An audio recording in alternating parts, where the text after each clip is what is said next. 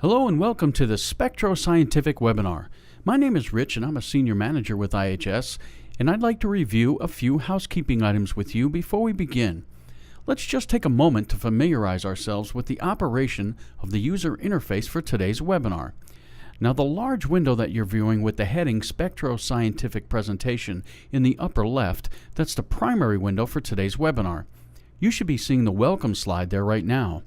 Just to the right of that main presentation window, you'll see the speaker's bio window, and that contains background information on today's presenter, Dan Walsh. Now, if you look below that, you'll see a Q&A window, and at any time during the presentation, you can enter a question into the box in the lower section of the window and click Submit. Your question will then be placed in a queue for our speaker to address when we get to that Q&A session. Now, if you look to the bottom of your screen, you'll see additional buttons to enhance your webinar experience.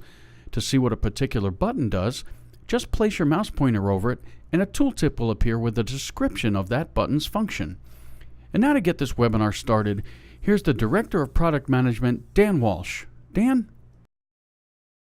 Hello and welcome to this webinar hosted by Spectroscientific.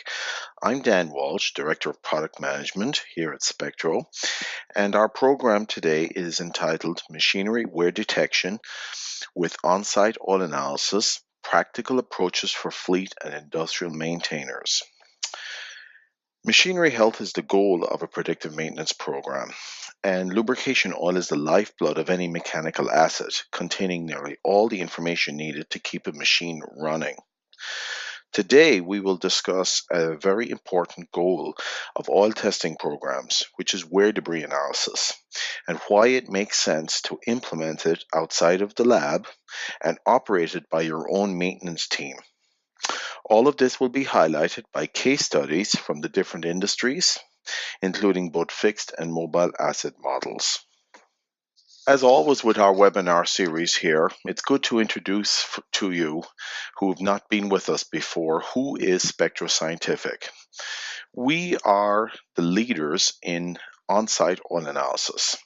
We have always been focused on monitoring machinery wear. For over 30 years, we've been involved in developing technologies and solutions to address all aspects of lubrication condition monitoring. Many of you may know of us from your days with military service. We are the sole supplier to the U.S. Department of Defense Joint Oil Analysis Program using our Spectroil on-site spectrometer that is employed through all parts of the armed forces, both here in the U.S. and internationally, especially for most of the air forces, the navies, and the fixed or mobile fleets for Army applications.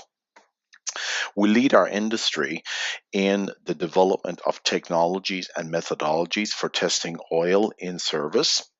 We specialize in analyzing fluids, performance-based fluids for lubrication, and of course developing analytical instrumentation to solve hard problems that are encountered with in-service oil. I think it's very clear by now to most people that oil analysis as a technology will have a dramatic effect on reducing maintenance costs and improving equipment availability. And we've said that before in many of our presentations, that it can apply across plants, across fleets, across many, many different locations. A great example to hammer this home is to give you the results of a mine which started an on-site program in May of 2013. And if you look here on the right-hand side, they managed to reduce their costs in 6 months, where they were tracking their costs per liter per hour of operation. And they were able to drive their costs down dramatically by keeping a focus using oil analysis. At the same time, they were able to increase the mean time between failure of their major equipment. So they essentially were able to prove what we've been saying all along, which is on-site oil analysis lowers your operational costs and improves your availability across all your equipment classes. In our previous webinars, we've used this trivector concept to help get people who are new to oil analysis to understand the different tests and aspects involved. Oil analysis isn't just one test. There's usually a battery of tests that are employed, and they're employed to look at chemistry, contamination, and wear in the lubricant. Today we're going to focus on the wear aspect of that. In previous presentations, we focused on chemistry and we introduced a portable product for folks who are just concerned about lubricant condition.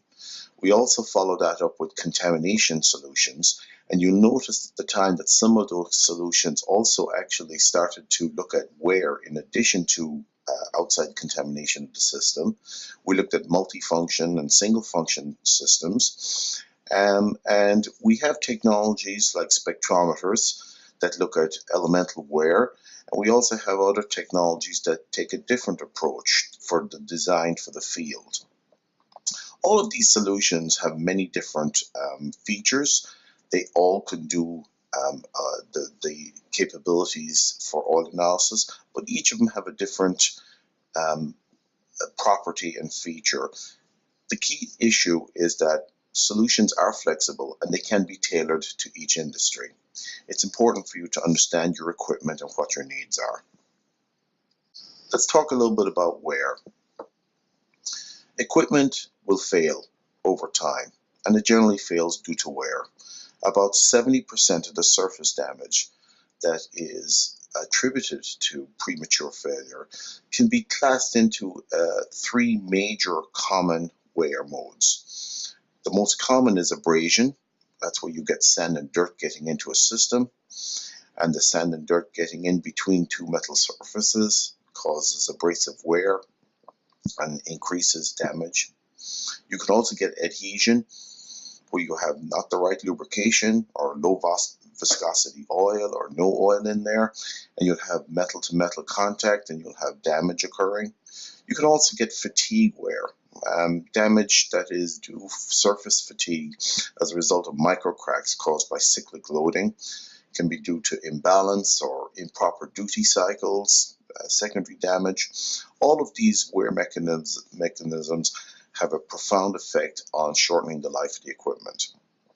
There are many more types of wear, and there is more detail here, and I've summarized that at the end of this presentation in an appendix for those of you who want to download it. We know wear is going to occur. Equipment designers plan for it. Abnormal wear, generally larger than the component clearances, is not desirable. Size is very important.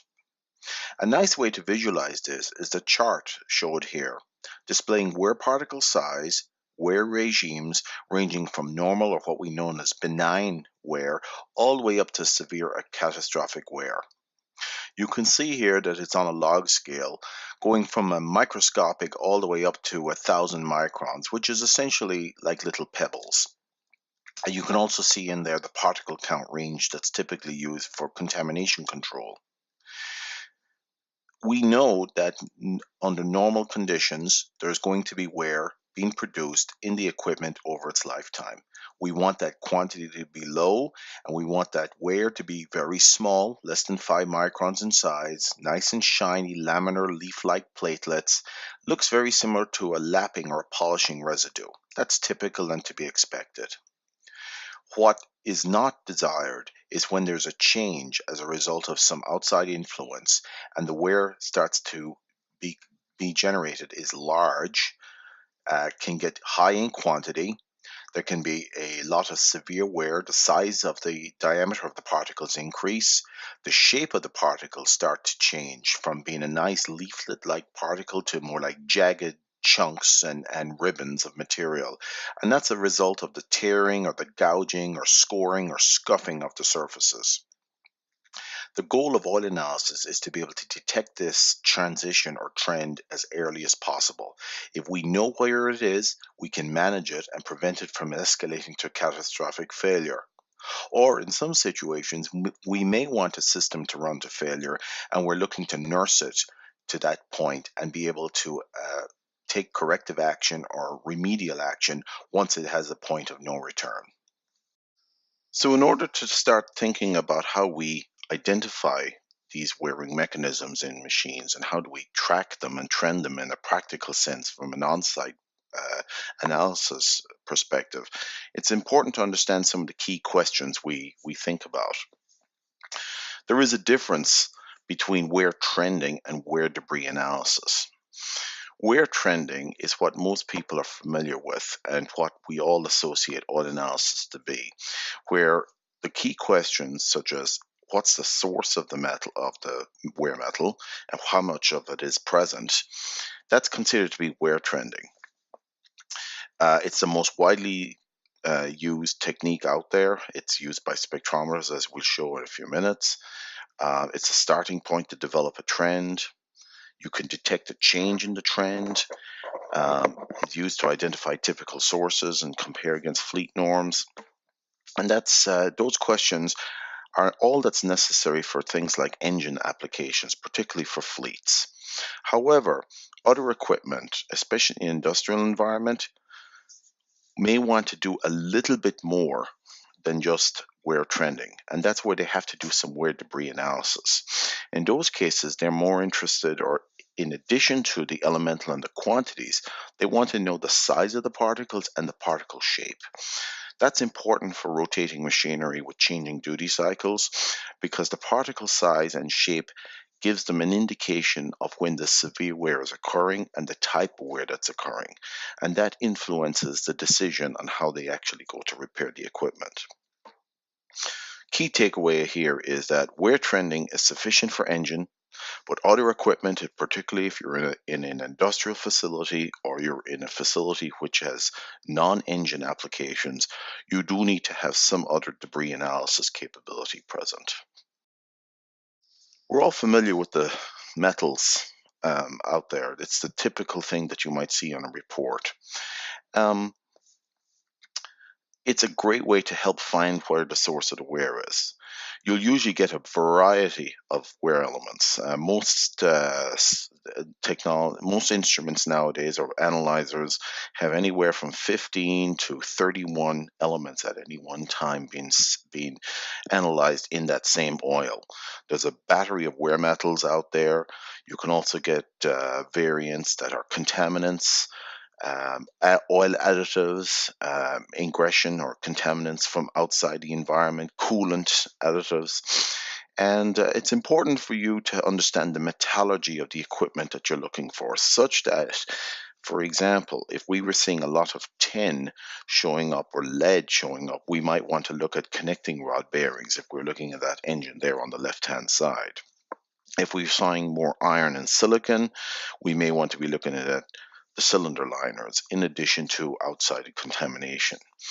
Elemental analysis by spectrometer is a standard wear trending method. It's used in labs and it's used in the field. And most of the time, when you're comparing information from original equipment manufacturers or from oil suppliers, they're going to quote or use the elemental analysis as a starting point to provide some guidance on oil analysis. Quantity is also, of course, goes hand in hand with the elemental source. And if you see many of the major programs out there, they will use, or oil engine manufacturers or equipment manufacturers will have some sort of a concentration or a quantity of material in parts per million, which is very small, but it's important. And they use those as thresholds. The main reason why it's important for you to know the quantities is that, especially when you're in a trending environment, you want to be able to identify when that trend changes from normal. And you ideally want to catch that trend before you exceed the warning limit that the equipment manufacturer provided to you. And many oil analysis programs and instrumentation have sort of a traffic light concept in order to help set alarms for that. Bottom line is we want to detect abnormal wear as early as possible to manage it and prevent it from escalating to failure. Particle size and shape information, as I said earlier, for industrial applications is very important. For a lot of industrial applications where we want to make sure that the particles that are present in the system do not exceed the dynamic clearance or in the contact zone for many of the components that are present in there, such as rolling element bearings or journal bearings or gear systems. Our goal is to look at those particle sizes and shape and be able to identify them as quickly as possible. A recipe for serious wear damage is if you have a lot of particles, they're large, above the dynamic clearance of the components present in there. You've got high hardness particles such as sand and dirt or tool steel. And if the particles have a lot of chunks or jagged cutting edges in there, that's all a recipe for some serious damage. Key argument here is that particle sizes change depending on the applications that are out there. Here's an example here where you can see here that from the difference between anti-friction bearings and servo-variable orifices, you can see wide differences in size. So it depends, knowing the equipment and knowing the sensitivity of it is going to make a big difference. How do we detect this? Well, determining elemental source and the quantity is generally done nowadays by OES or optical emission spectroscopy. There's a variety of them out there. For the labs nowadays, we offer two major types of solution. One is a standalone spectrometer, like a spectral system. It's a very similar system. It's got an excitation source, which is a rod and disc. No dilution or preparation needed. Easy to calibrate, easy to use, quite a few in the field, many thousands. We also have an integrated system in our OSA microlab system, whereby you just pump the sample in and it'll also report out 15 or 20 elements. Different solutions, one more for fleet, one for general applications. We also have other technologies where you're trying to make this more portable nowadays, and XRF is a very, very good tool for helping to bring instruments into a very highly mobile environment, a very portable test and carry. And that's those systems. What's helpful about XRF is very, very good to be able to identify large debris, especially when you separate it out from the oil itself. Very automated, repeatable, easy to use, and again, solvent free. Shape and root cause analysis is something that's very important, as we mentioned earlier, for non-engine applications. The most traditional method out there was ferrography or patch analysis. There's a variety of methods out there that are in the ASTM nowadays, and most people are familiar with it, especially old-time practitioners for oil labs. And it's been a bit of a challenge for new practitioners or new people to the business. It is a technique that's actually very simple to do. It's a very simple glass slide preparation and then put it under a microscope. But it's best used by specialists or lab analysts or site specialists because it's very subjective and it's time consuming. And even labs themselves that are doing work for you on a contract basis do not like to do ferrography or patch testing on every sample. It's just too time consuming and not very helpful if there's no problems with the system. Nowadays, most people have migrated over to having their particle counter do a lot of the heavy lifting to identify if there's large particles present, and then trying to get some understanding on if they need to do a patch test from that. Of course, a technology where we have used is the direct imaging particle analyzer, which allows you to actually not only look at the particle count right in real time, but also actually do a shape analysis or morphology analysis. And you can trend based on shape. So you take the subjectivity that would be traditionally associated with a microscope right out of the equation. Makes life a lot easier for people in the field. So with these technologies and what we mentioned earlier, what are the challenges right now facing asset maintainers? Well, many people are still doing oil samples and sending them off-site. However, contamination events are not waiting for off-site results. And a lot of information that could be contained in that oil sample, they're just not getting it at the time they need it. And it becomes more of a historical rather than a meaningful testing. It doesn't impact daily inspections. It doesn't impact their PM intervals. And it really doesn't help with the maintenance function. Many organizations are buried with trying to pull samples and get things out. And oftentimes that gets dropped and slipped by the cracks. Any time that you can invest early on and lower the cost overall of your equipment, your total cost of ownership, oil analysis is a critical part of that, as we've seen earlier, and it will boost your reliability program. This goes well with what our vision is.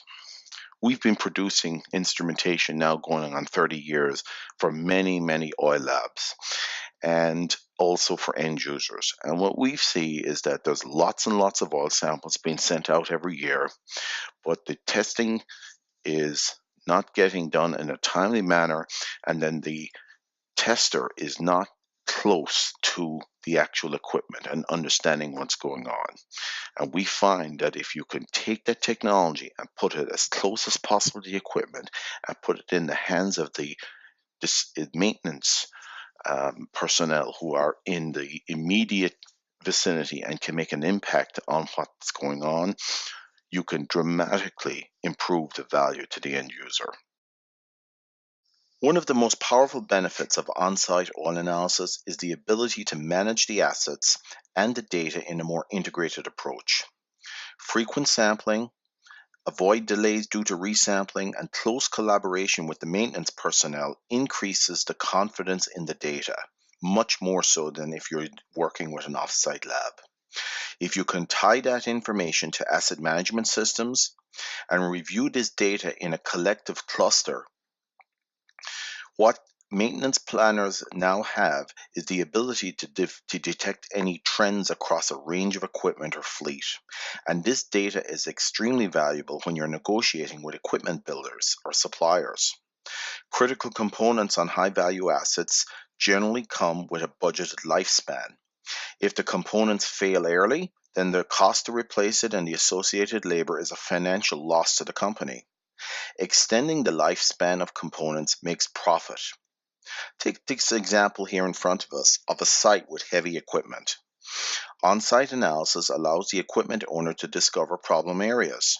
In this particular case, there's front gearbox wear in alarm on about 35% of the samples. That provides a clue that it might be site-specific to the mine in hand. It could be a function of driver behavior, or there could be an OEM warranty issue on that particular gearbox on that front axle. In all cases, an opportunity to increase availability of the equipment is discovered, and with that, an opportunity to increase value. Bottom line is that oil analysis, especially on-site, is critical to extending life of components. So how would you go about doing this? Well, there's a variety of equipment out there, as we said earlier. We have a variety of solutions nowadays. What we can say is take a look at your set of equipment, take a look at what your oil analysis program would typically entail.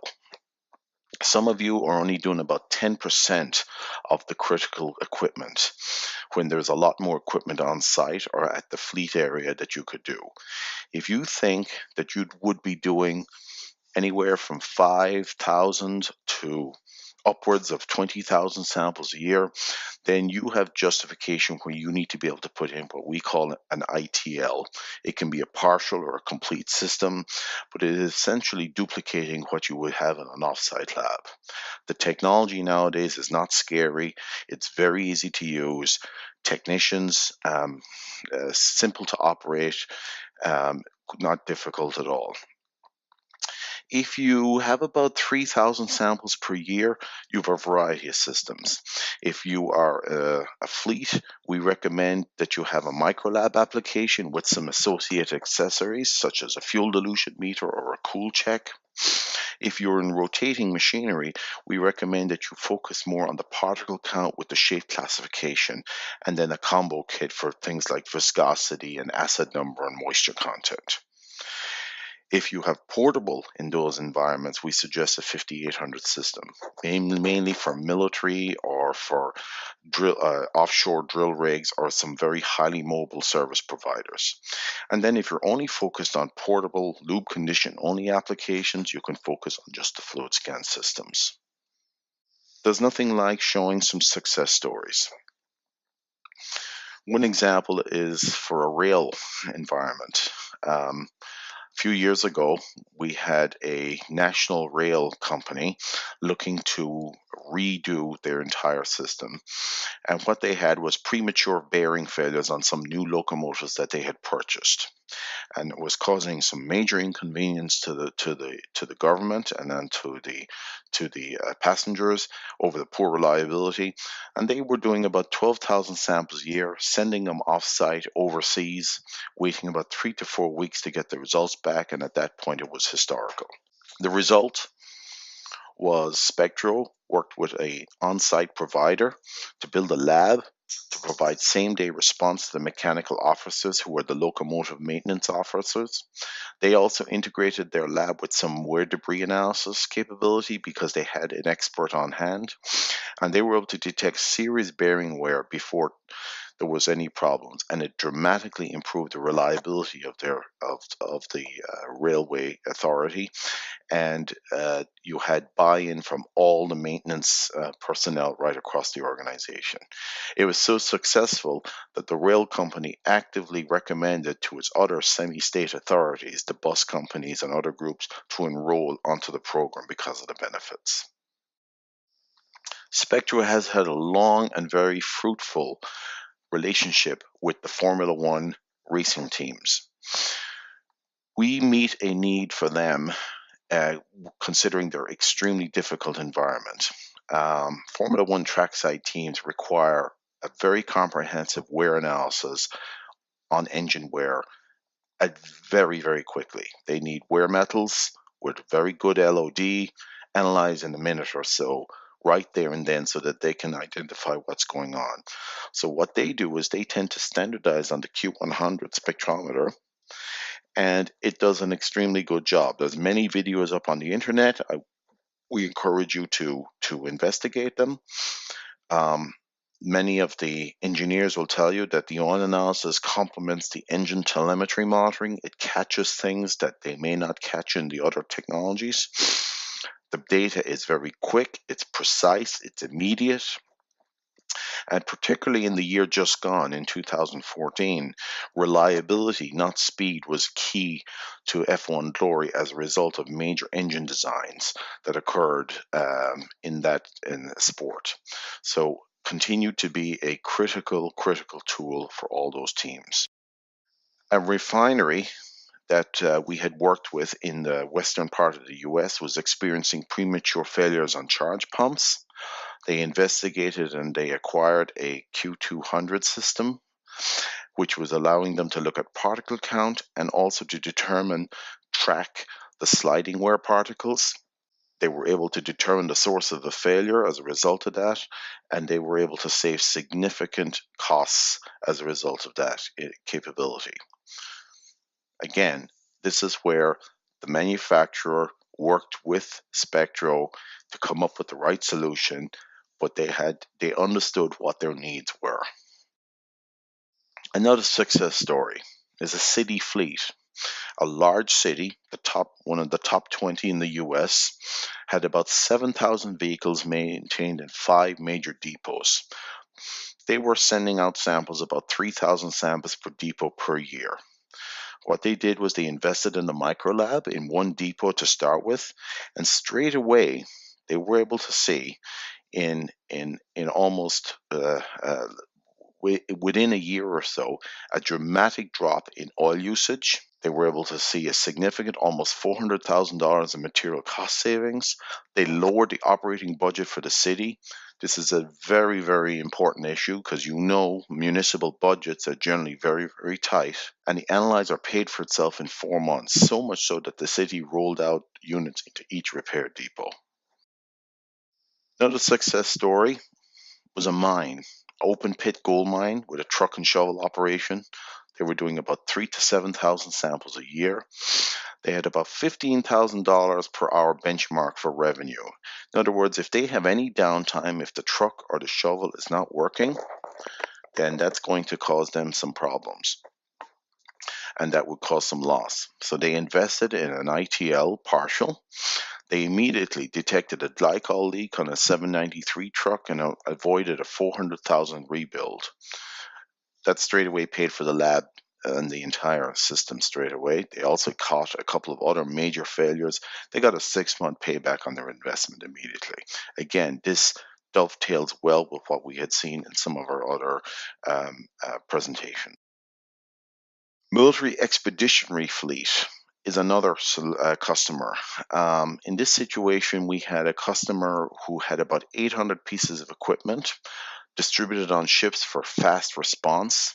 About 30% or so of the equipment remains in storage across the bases or more.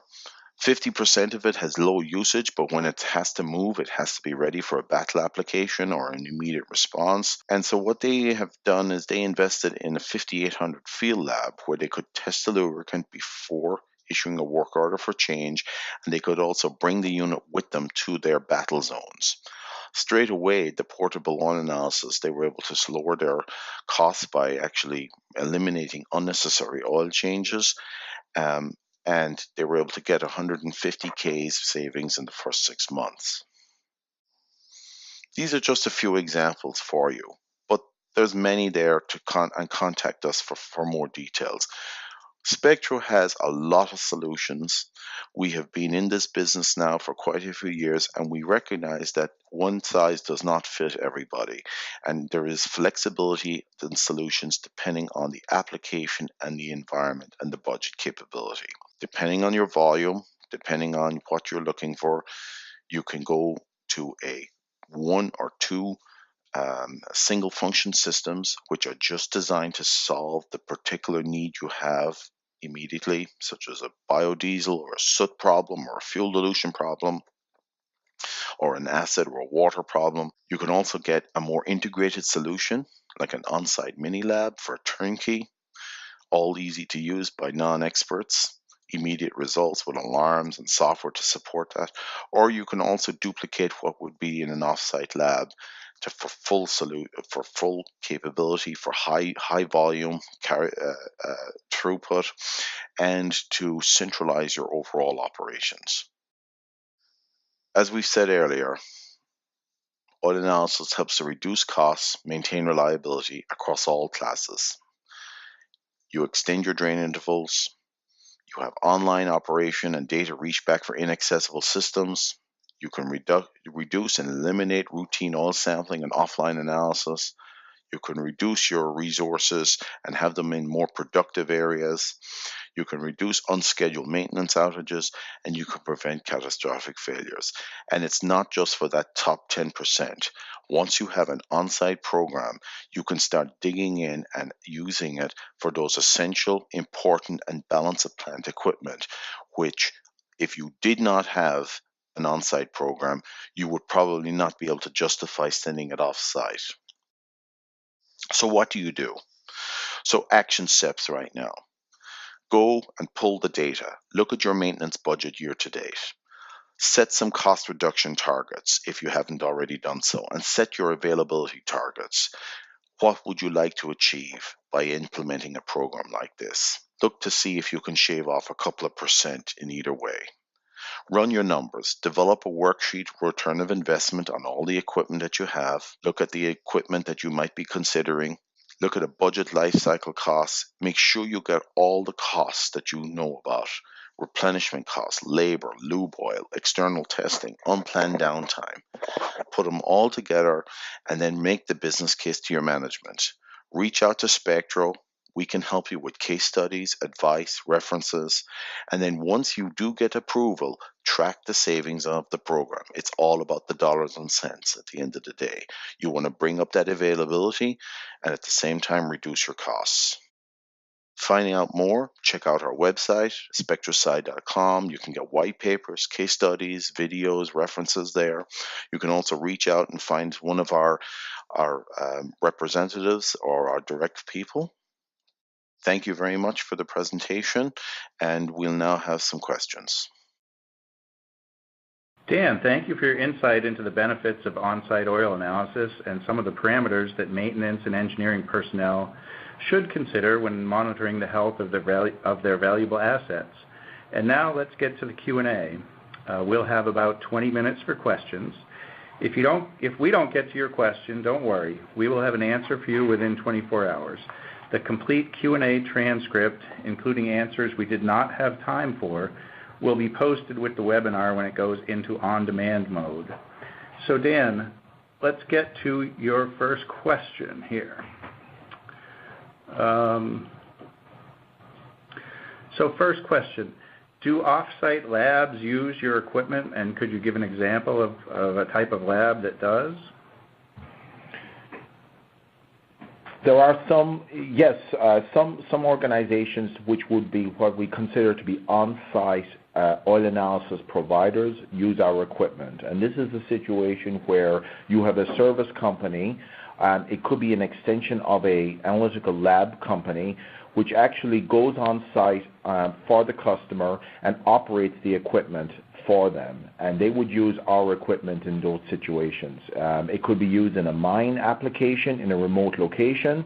It could also be where maybe a power plant has decided to contract out its work. Or it can also be in a situation where offshore oil rig operators may employ a service company to come on site on a prescribed time period with mobile or portable equipment, take samples, run the analysis right there and then, provide results, and then leave the site. Okay, great, thanks. Next question, is this device designed for use for R&D for new engines at the engine manufacturer's lab to optimize engine performance? Yes, actually, referring to one of the previous slides there where we talked about race teams, the engine manufacturers use Formula One race teams as, if you will, a field research and development. And in many situations, the manufacturer has the same equipment back in their research lab as they have out on the track side, and they are very closely connected.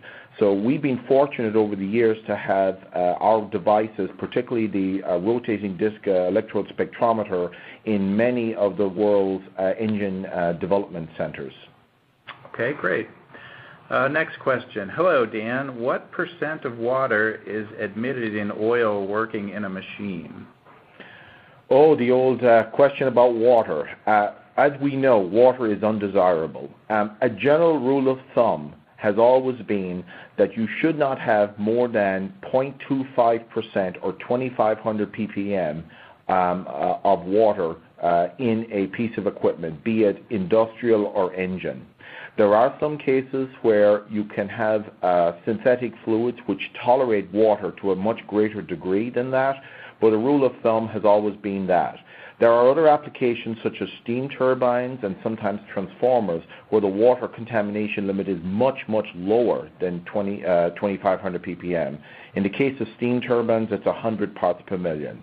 So it varies based on the equipment application. Okay, thank you. How can I be proactive in my maintenance practices regarding oil analysis? The first thing to do is get a status update on where you stand. If you have no maintenance program in place, you're in a run-to-failure environment, you have to set some goals. It's almost impossible to get to a proactive stance until you understand what you're currently measuring or what the situation is. If you're starting from scratch, first thing to do is inquire what are the problem cases, what are the acute equipment problems that you're currently experiencing, and how could oil analysis help. In many cases, you may already be getting reports back from an external source, such as an oil company or a lab, which is telling you you've had a problem. So address those initially and try to see how you can try and bring that, solve that problem. Other thing to do is, if you don't have an acute problem, look at all your high-value assets and establish a program where you can try to sample those on a fairly frequent basis to get some understanding of what's going on. Other thing I would strongly suggest is there is many resources out there, such as NORIA and various organizations, which are doing training for reliability, where they can help you with setting up a strategy to address those problems first, and then how oil analysis fits into that package. Okay, thank you. Next question. Please explain the choice of using OES or XRF as you discussed in the presentation. Yes. OES has been, as we mentioned, been around for many years, and it has been the backbone for oil analysis. But as you noticed what I said earlier when I talk about normal and abnormal wear debris, what most people don't understand is that OES, as it's currently configured, has a size limitation. It's ideal for that small wear and when you're trending it. However, when you're looking at abnormal situations where there's larger debris there, the sort of size limitation that OES doesn't address. XRF, and especially the portable version of that, is able to look at that abnormal wear, particularly above 4 microns in size. So what our recommendation is look at your condition. Currently, OES will still remain the backbone for trending. For abnormal applications, particularly when severe wear is being produced and you need to get an elemental update status on that straight away, we definitely recommend you investigate XRF. Okay, thank you. Next question. We only perform about 50 analyses per year. Is this quantity too low to justify obtaining in-house capability? It may be. I think the second part of that aspect is what is the criticality of your equipment? One example might be is if you have a piece of equipment which is, if it is disrupted when it breaks down and it can cause considerable unplanned downtime, then the criticality may overrule and it may justify you having some sort of a capability on site. Another opportunity is maybe to consider an external service provider to help you to come on site to actually analyze that sample there at the right time. One final comment I would say is that many customers, when they're looking at those 50 samples or 100 samples, oftentimes those samples were chosen for the top 10% of equipment that's actually at your site. There's probably a very good argument to be had that you're not looking at all the equipment that could be sampled on site. So you may actually have more samples if you had the on-site capability than you're currently thinking about. Okay, next one. Is there a similar spectroscientific analytical device that is used for antifreeze or coolant? Yes, there is. On one of the slides that we said there, you saw me mention the word CoolCheck. This is a portable product that is coming from our partner company, Onsite Analysis. It is designed to be able to look at the key parameters for antifreeze, and it also has a feature for diesel exhaust fluid, which of course is needed nowadays for the clean burning diesel engine applications. Okay, great. Next one. I am using an extended drain interval oil. How do I know if it's really time or when it's really time to change that oil? Great question. The first thing to do is what is the current condition of that oil? If you took a sample analysis and the results come back and everything is within norms, what I mean by that is that it is not failing any of the OEM or oil supplier condemnation limits, then that oil is fit for extended use. The next stage is that if you're trying to extend your drain interval, the frequency, if you're not familiar with what you're doing, you may want to have your sampling frequency until you understand how long you can go with that oil. So first step is get an analysis. If everything looks good, then you're good to extend it further.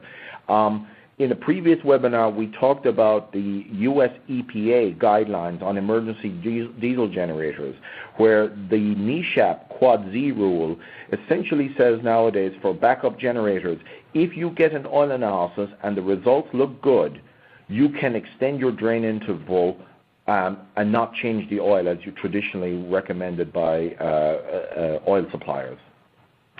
Okay, there's kind of a similar question about how do I know it's time to change the oil in my car engine? Maybe you could talk a little bit about engines in general if there's something specific there. Yeah, so a great point.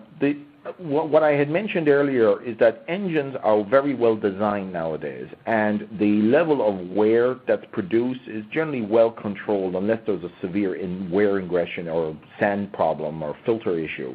A lot of times what causes the oil to be changed is that it's no longer fit for use from a chemistry perspective and maybe liquid contamination. So usually with a car engine, one of the things that you may look at is you look at like base number. You want to see is what is the additives and are they remaining useful additives? Are they 50% or 30% LOM limit off of original values? You may want to look at water contamination or soot contamination, things like that. If those are starting to exceed what the equipment, the engine norms are, and by the way, some of this information is readily available out on websites. It's also available by automotive suppliers. That gives you a first step to identify for extended drain interval. Okay, while we're on the topic of cars, here's another one. Would you be able to explain further how the mobile labs benefit the F1 racing teams, for instance? Yes. Well, so in the F1 teams, the big concern there is the engines are very high-performing engines that are being pushed to their maximum performance limits as part of running the race. So what they are mostly focused on there is aggressive or excessive wear as a result of pushing it beyond the normal specifications. So in this situation, those F1 teams are taking samples after every race, and they're immediately looking at the data on site within basically 2 to 3 minutes of the end of the car pulling into the service bay, and then they're relaying that information up to the control teams. They're looking for minute trend changes. If they see, for instance, maybe 1 ppm in chrome rise, that might indicate to them a cylinder issue occurring. So they're looking at it at a very, very close level, and they're looking at that combination of flexibility and speed and accuracy on that level to be able to give them some feedback on what's going on. Okay, thank you. Next one, why is oil analysis so important to machine reliability and the maintenance organization?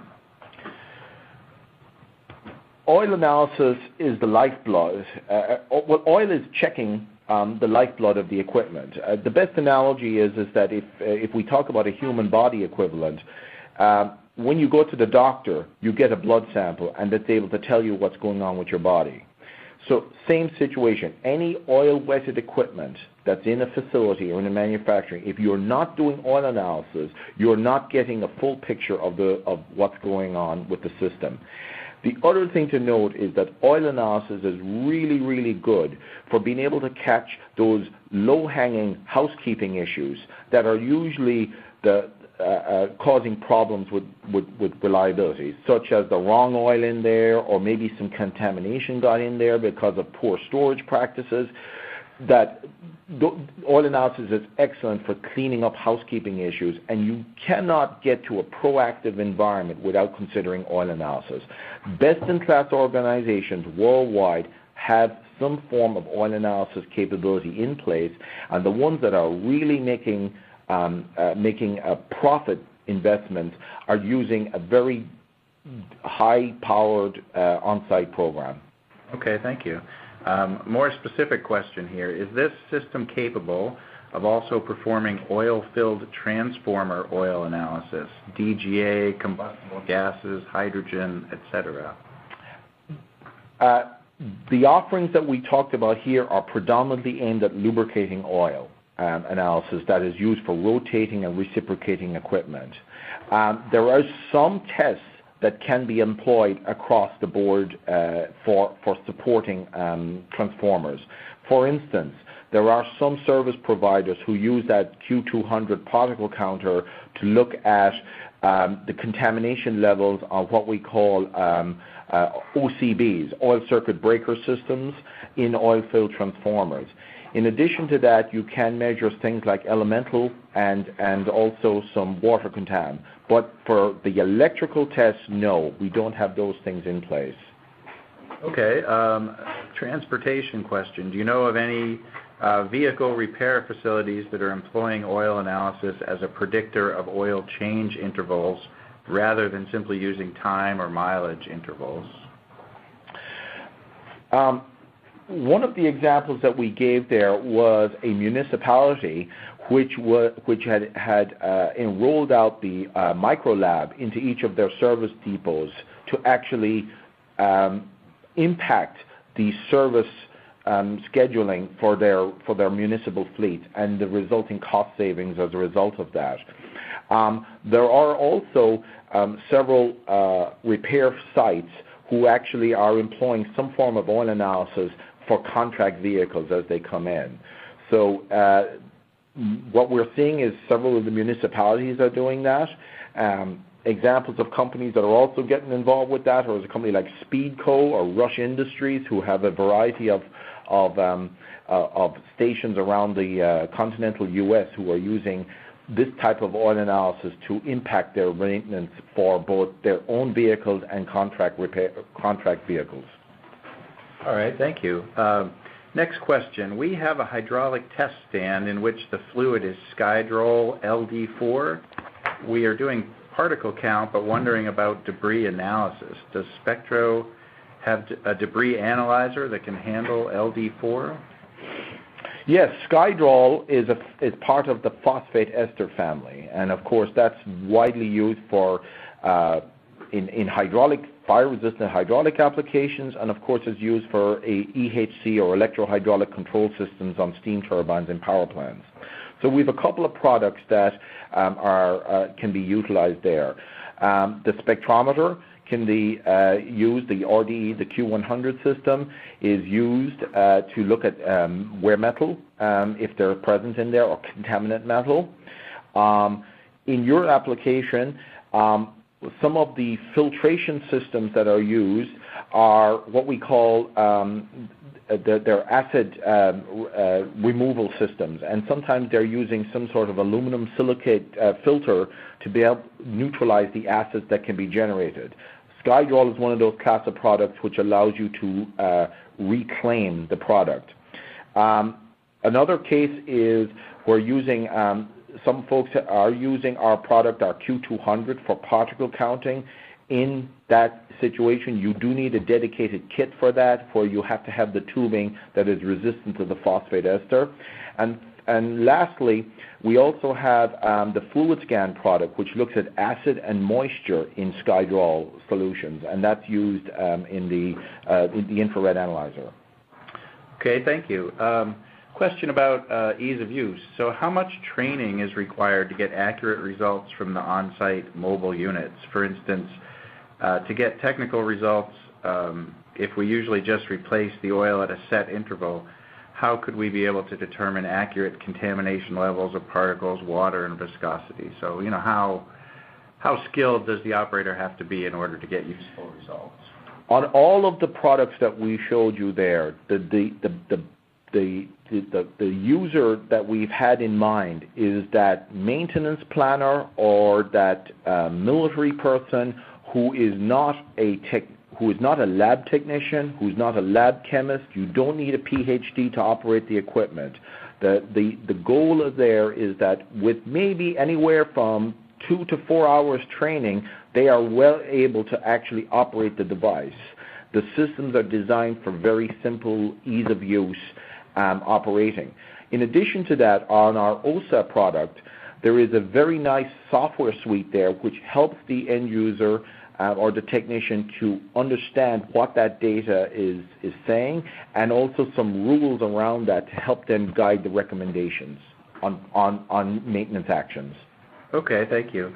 Next question is, I think, pretty broad, but maybe you can give us some idea here. What are the costs associated with implementing on-site oil analysis?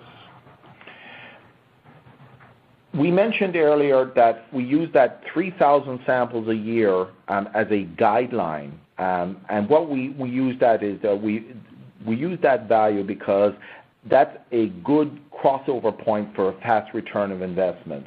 It varies depending on the equipment that you're dealing with. A lot of the small portable equipment, you're looking at quite a low cost to be able to implement that and continuous cost of use. On some of the more further lab systems, you can calculate out these costs. It varies depending on the specific application that you're working with.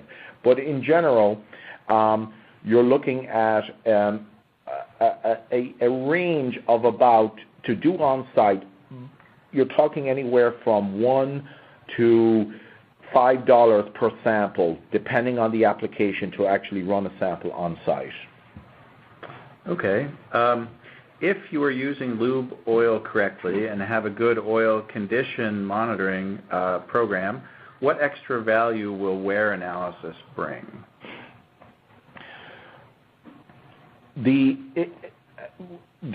For reciprocating or fleet applications, as you said there, a condition-based program is that key starting point. That's where you're going to have your first set of problems. However, bringing wear in there helps you to actually look at the trend on the components over time. So why we're talking about wear in the first place is we're looking for that some element of machine condition. We don't want to be blind to any problems that can develop and cause machine failure. And so that's why we need to have wear incorporated in these programs. What I had mentioned earlier, though, is that it's important for you to understand the difference between wear trending and wear debris analysis, and not to confuse them. For the vast majority of people, some sort of wear trending is all that's needed, particularly if you've got a fleet application. However, for some of the rotating machinery, you may want to focus more on wear debris analysis as your primary goal to be able to identify when a problem is failing and how to fix it. All right, thank you, Dan. Time for a couple more questions. Next one is, some of the modern cars come with onboard computers showing how much lifetime is left in the engine oil. Mine does. Do they use similar technology to what your products do, or are they just simplistic and can be trusted on a limited basis? Oh, that's a great question, and I actually have a vehicle that does exactly the same thing. The algorithm that was developed for these vehicles, actually they needed equipment such as what we just described here to be able to help develop those values. In some of the major ones, such as the General Motors right now, they are just using parameters from the engine to be able to identify that. However, for other vendors, they are looking at the condition and factoring that in. What's very important for you to understand is you do need to see some sort of condition in order to be able to get a full picture about what's going on. That is necessary for more detailed maintenance recommendations and also for potential prognostics in the future. The maintenance, a capability for on-site allows you to look at any changing duty cycles, which can occur in a matter of hours. And having that real-time sense is very, very important, and that's what these devices help you to achieve. All right, thank you. We're going to have to wrap up this webinar right there. Dan Walsh, Director of Product Management, thank you for spending some time with all of us today. And thank you to all of our audience members for being part of this webinar event. To find more information regarding on-site oil analysis, please visit our website at www.spectrosci.com. And as always, feel free to call or email us with any questions or applications.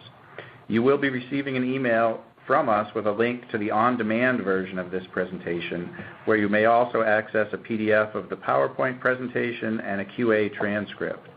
Lastly, please take a moment to complete our survey, which will appear on your screen at the end of this webinar. Again, thank you for taking the time to learn more about on-site oil analysis and how a condition-based monitoring program can save time and money, and can give you peace of mind knowing your valuable assets are protected. Take care, and we'll talk with you soon. Thank you.